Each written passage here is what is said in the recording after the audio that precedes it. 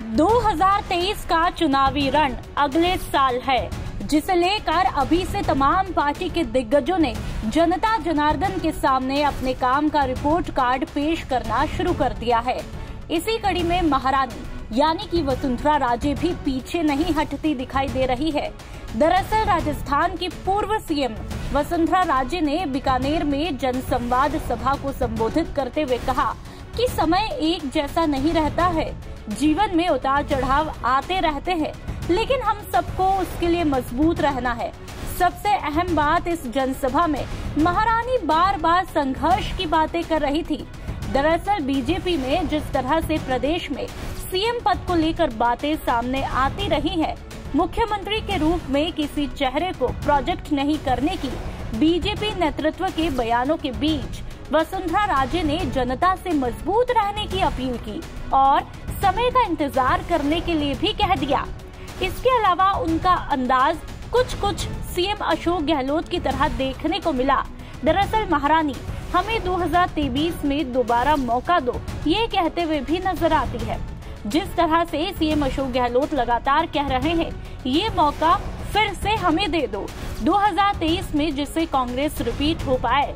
मिली जानकारी के मुताबिक महारानी की जनसभा में सिर्फ वसुंधरा राजे गुट के लोग और पार्टी से हारे लोग ही मौजूद थे। मेरा आप लोगों को सबसे कहना है कि वो समय आएगा, हमारे और आपकी जिंदगी के अंदर मेहनत लिखा है।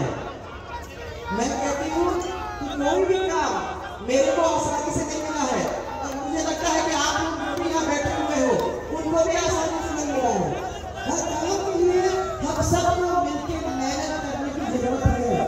अगर आप हम मेहनत करेंगे तो मुझे विश्वास है कि ईश्वर हम सब के ऊपर आशीर्वाद देगा। साथ ही बीकानेर में करणी माता का आशीर्वाद लेने के बाद वसुंधरा राजे कहती है कि जब भगवान का आशीर्वाद मिल जाता है तो कौन है जो रास्ते में खड़ा हो सकता है। इसके अलावा गहलोत सरकार पर हमला करते हुए बोलती है कि जनता अपने आप को उस गड्ढे में गिरने से नहीं बचा पाई। पिछले 4 साल में राजस्थान की जनता के साथ विश्वासघात हुआ।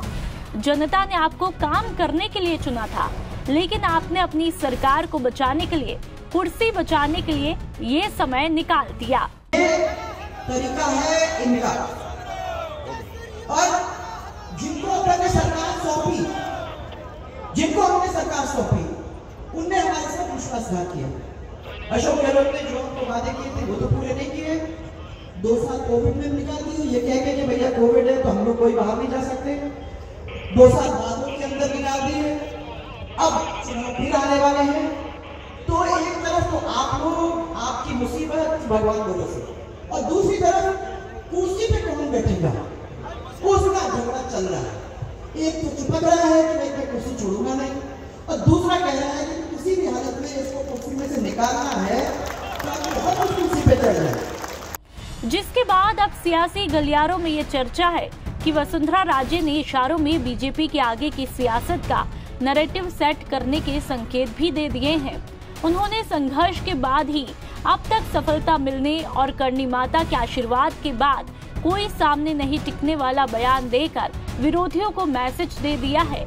चुनावी साल से पहले वसुंधरा राजे ने अपने समर्थकों और पार्टी नेताओं को भी ये इशारों में फील्ड में उतरने के संकेत भी दे डाले। आने वाले दिनों में इसके सियासी रिजल्ट पार्टी के अंदर भी देखने को मिल सकते हैं। उन्होंने चुनावी साल से पहले फिर से सक्रिय होकर अपनी दावेदारी जताने का इशारा दिया है, लेकिन देखने वाली बात तो ये है कि जिस तरह से इशारों में अशोक गहलोत सचिन पायलट को लेकर कटाक्ष किया, लेकिन वे ये भूल गई खुद के संघर्ष का जिक्र कर खुद अपने ही हालातों को और दर्द को नहीं छुपा पाई। देखना ये होगा कि संघर्ष का राप अलापने वाली महारानी के हिस्से में इस संघर्ष का क्या फल होगा। राजस्थान तक के लिए बीकानेर से अपर्णेश गोस्वामी की रिपोर्ट।